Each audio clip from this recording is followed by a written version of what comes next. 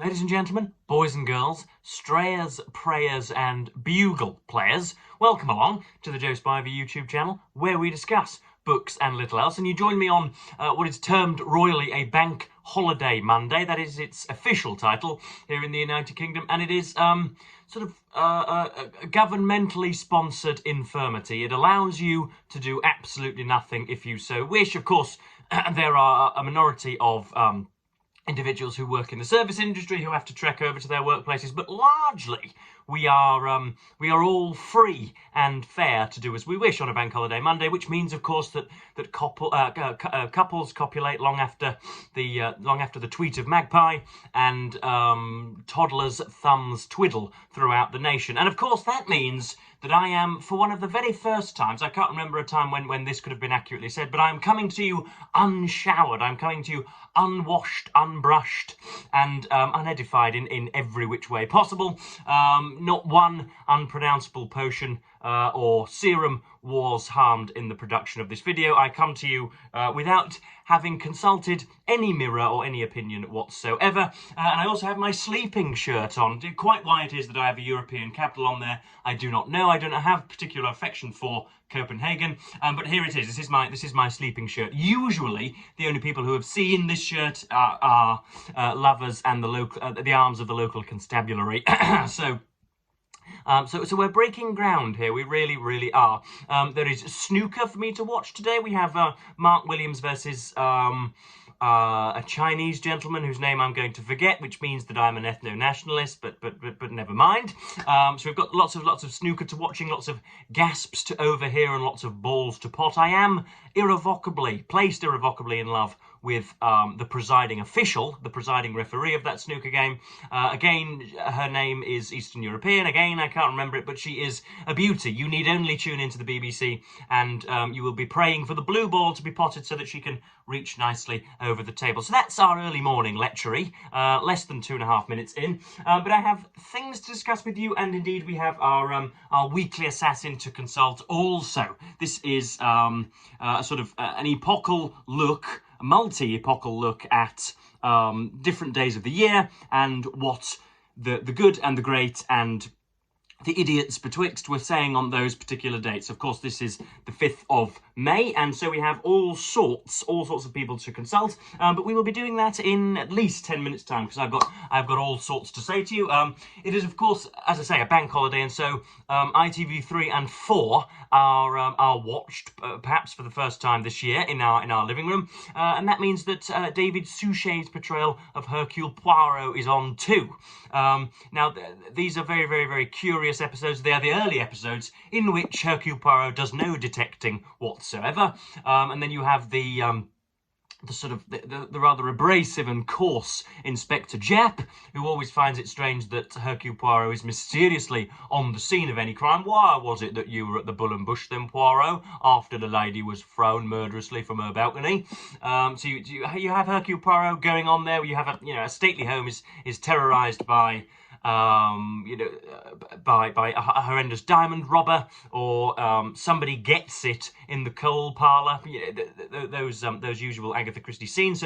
So that is on, and we also have had the Magic Weekend recently. Now this is obviously it concerns my favourite sport, the Northern Preserver Rugby League, and in order to broaden the sport's horizons, the governing body thinks it's suitable, or thinks it propitious, to put on an event in Newcastle over 2 days, which sees every single team compete. And so you have 3 games on the Saturday, 3 games on the Sunday, and according to all of the leaflets, according to all of the advertising literature, that is supposed to spread the game. And unfortunately, because we were playing at St James's Park, which is such an enormous stadium. It played there by Newcastle United. It has a capacity of about 60 or 70,000, I think. And so, a few toddling northerners could not fill the seats, and so it had the impression rather of a damp squib when watching it on the television. So that's not been terribly good either. Hulkingston Rovers, though, won, of course, and so we remain at the top of the table. There is also the small matter of local and national electoral politics to broach, and unfortunately, everybody but Reform got a damn good kicking. I think the Liberal Democrats caught a few more councils, but it was a day for Nigel Farage. Now, this is going to be a very interesting next few months and years, because Reform have palpably no ideas whatsoever beyond the removal of all those not born in the United Kingdom from our isles. Beyond that, and a little bit of faffing with the government books in a rather Muskian fashion, they have absolutely nothing to say for the public whatsoever, and so, of course, they will run the councils into the ground. There will be scandal after scandal, and nobody will see their lives bettered as a result of their tenure. And it's going to be interesting whether the great British public, in their infinite wisdom, join those dots and choose not to side with Nigel Farage in 4 or 5 years when next we go to the ballot.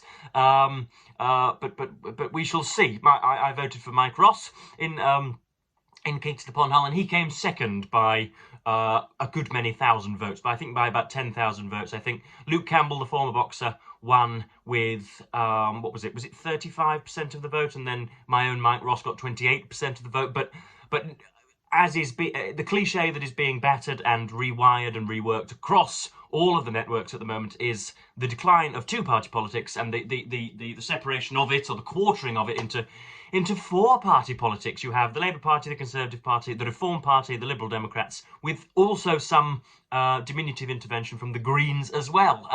So yeah, we could end up with quite the multifaceted electoral map in a few years. But yeah, Farage, of course, is buzzing about like a blue bottle. He is wobbling his goiter from Abergavenny to Aberdeen, and thinks that he ought to prepare himself for government. So that's that. That's politics. Was there anything else I had to discuss? Yes. A revealing picture has recently arisen online of a sort of American quintuple. You have Steve Donoghue, David Murphy, Sam Sachs, the critic for the Wall Street Journal, and Hannah from Hannah's Books, Hannah Joyner, as well as the authoritatively Germanic Frida, Steve's dog, are all coalescing in Boston at his home, and so are discussing all sorts. Doubtless the meat constitutes of a hot dog and other American superficialities, but it raises important questions as to how we are to combat this, because we know that we are, if not the official, then the sort of the untold enemies of the United States at the moment. So I'm going to have to gather a cadre of my own in order to combat the sort of bookish camaraderie that they are no doubt displaying. So I do hope that they manage to fashion a video together between the 4 or 5 of them. That would be nice, but I think it unlikely. They will be bibulous, I don't doubt, all weekend. And in response to that, I don't know whether it's a direct response, but myself and BookTube's resident cartoon hedgehog Christopher Russell are planning to do something of a Zoom call appertaining to Jordan B. Peterson, Professor Jordan B. Peterson, and his effect on young men and his wider cultural connotation. So hopefully we can get that up and ready for you early this week / towards the middle of the week. That would be nice, and then hopefully you can comment on that and see how it goes. Whether it will be posted on my channel or his channel, whether it will be hosted by myself or himself, we do not yet know. I have a couple of ideas of where I want to take the video, but we shall see. So that's everything off of my chest. Can I not rabbit? I can. But we have, as I say, we've trotted over that ground, and now we must go to our weekly assassin. So we have some strange characters here, some recurrent ones, people who have featured here before, and new contributors as well. So we are, of course, on the 5th of May, and we have our first entry from the year 1863. This is from the Brothers Goncourt, whom I understand to be French naturalistic writers. Lord knows what that means, but they were also serial diarists and have been selected by Irene and Alan Taylor on multiple occasions in this collection. So we have their entry from 1863. Aubrey told us the other day that a little girl in the street had offered him her sister, a child of 14. Her job was to breathe on the windows of the carriage so that the police could not see inside. So I'll just leave that one with you. Lord knows just what it is that the brothers Gone Court mean there. Whether they are being consciously witty or inadvertently witty, I do not know. That sounds rather construed, doesn't it? It sounds as if they could see the future as they were committing that to the paper. Next up, we have from the 5th of May 1922, we have C.S. Lewis, famed, I believe, for The Lion, the Witch and the Wardrobe. I always get Lewis and Carroll mixed up. So Lewis Carroll, I believe, wrote Alice in Wonderland, and this is extreme bookish banalities for somebody who counts themselves as a bibliophile. But C.S. Lewis wrote The Lion, the Witch and the Wardrobe and the Narnia Chronicles, and Lewis Carroll wrote Alice in Wonderland, and yet I mixed them up. And I believe C.S. Lewis was also is also a much-cited atheist as well, though I could be wrong. But here he is writing in 1922.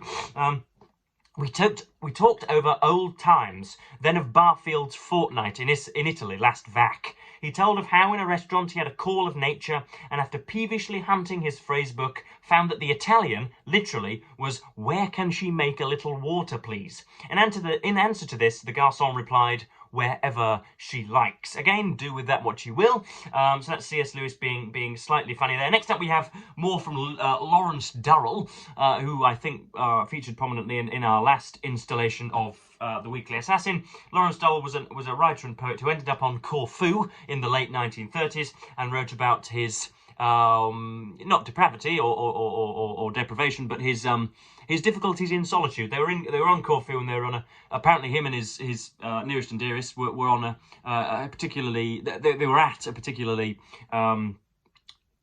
unpopulated and unpeopled post. The books have arrived by water.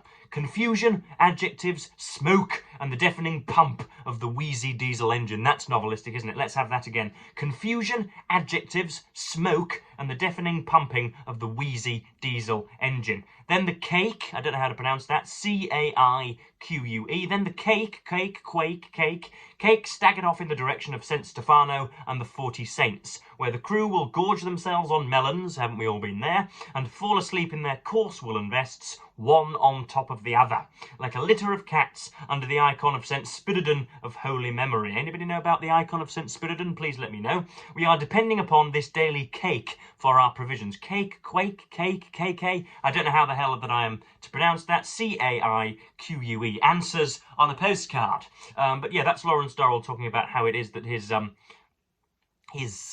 entertainment was brought to him. Next up we have from 1945, 5th of May 1945, we have H.L. Mencken, American satirist, cultural critic and the rest of it, whom I ought to read more, given how much I have enjoyed these little excerpts of his diary.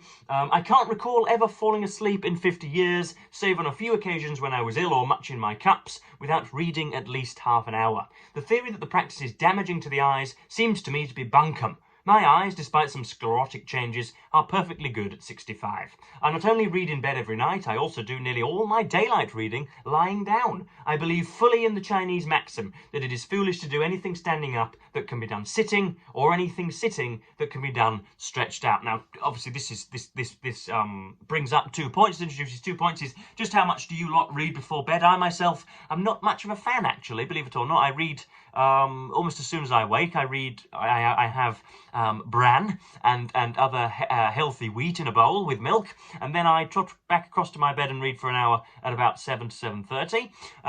But I usually read maybe between the hours of 7 or 8 or 8 and 9, but I'm not reading at 10:30 just before lights out. I never really do that. I watch a sporting event or a favourite YouTuber of mine or whatever, or tune into a podcast. But I do not use reading for to aid with sleep as an aid towards the somnological realm. But I imagine, given, again, having consulted my demographers, knowing that a great deal of you are 50 and 60 and 70 and perhaps even older, surely you guys do read in order to aid sleep.